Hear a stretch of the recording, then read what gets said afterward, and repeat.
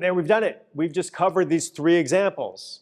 We see that the pyruvate dehydrogenase complex, the first set of steps are the same exact steps as the pyruvate decarboxylase. It's just that instead of abstracting a proton for that carbon ion, right, this is instead attacking that sulfur of that disulfide bond of the lipoamide.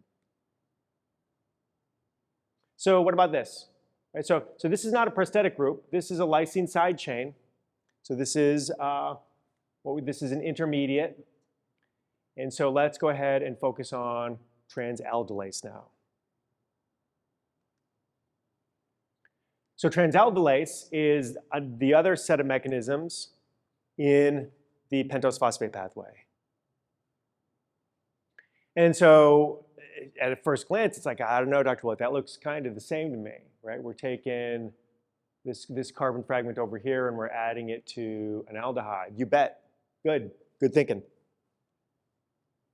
But we're pulling a 3-carbon unit off now instead of a 2-carbon. Okay.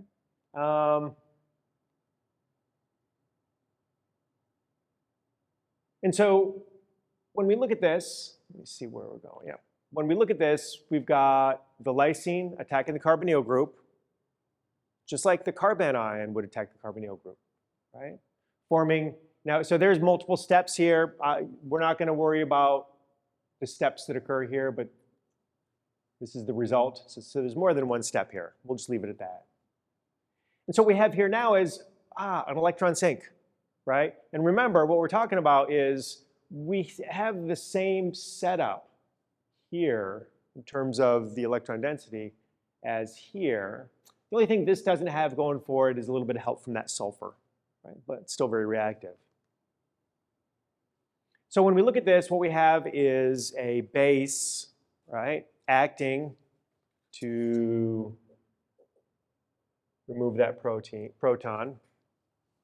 And if you're, hopefully you're looking at it and it's like, this looks very similar. Yes, we pull that proton off, we form a carbonyl group, we break that carbon-carbon bond, that becomes an aldehyde. Same thing, isn't it? Right? We're talking about the same type of chemistry. And so we then release E4P. And so what was the leaving group? The negatively charged carbon ion. So what do we have here? Resonance-stabled carbon ion, same thing, attacking an aldehyde, right? This comes up, gets protonated. I'd put a BH there and pull that proton off, right? So that we've got that alcohol, that carbon-carbon bond, right? The COH, H, bond, same thing here, right? Carbon, this is a carbonyl group. That's now a hydroxyl group. So now we need to get that off, and that is through the addition of this hydroxide to remove it. So how you get this off is a hydrolysis reaction. And so that is the net sum. If I was drawing it, I would draw water attacking that in rearrangement. But that's okay. We don't need to get further into it. So that's the mechanism using the Schiff base.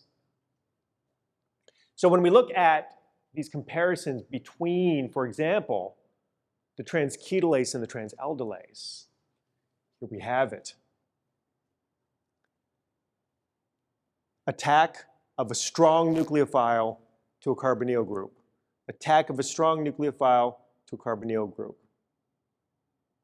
We then have this positively charged nitrogen double bonded to a carbon, positively charged nitrogen double bonded to a carbon, and then from that carbon to the next carbon, what's going to happen right there? Right? What's going to happen right there? Well, we know that the bonds are going to go there and there, which means that we're going to form a double bond there. We're going to form a double bond there.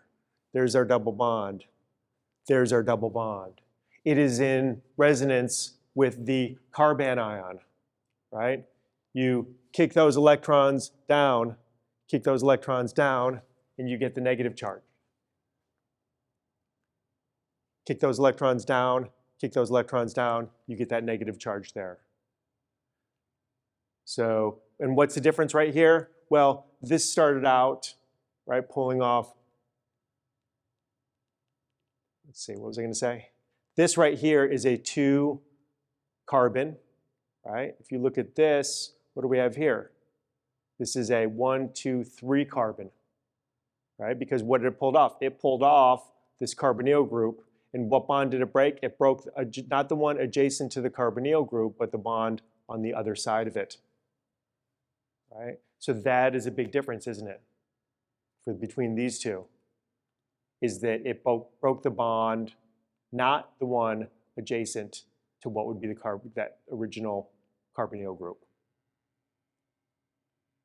Okay, so then the carbanion ion, they both attack an aldehyde, form that carbon-carbon bond, right? This forms a Schiff base and needs to be hydrolyzed off. In this case, what we have is base catalyzed pulling off, movement to form an aldehyde, bond broken, and there we have it. So we just added a CH2OH carbonyl group to 1, 2, 3, 4, 5 carbon molecule, right? 1, 2, 3, 4, 5 carbon molecule. Here what we added was a 3 carbon group to a 3 carbon molecule. So similarities, differences.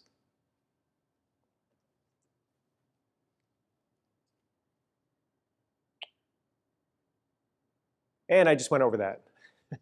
So here's another slide that you can play with to go over the principles that we just talked about. So that is the purpose of this slide set, was to go a little bit deep into the chemistry, right? Pull them out of the sections that they're in, put them together and say, oh, okay, so many similarities. The chemistry, once you know this chemistry, you can apply it in many different ways. Always a goal in this class. Be repetitive in the things that we can then apply to multiple other situations.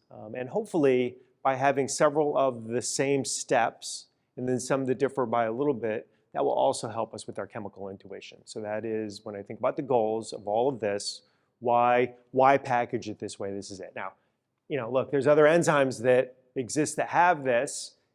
After learning this, you could get a paper on any one of these, and you will be able to look at it and inherently understand what's going on by applying this knowledge, which is new now, but will become prior knowledge for you after you've mastered it. All right, that's that.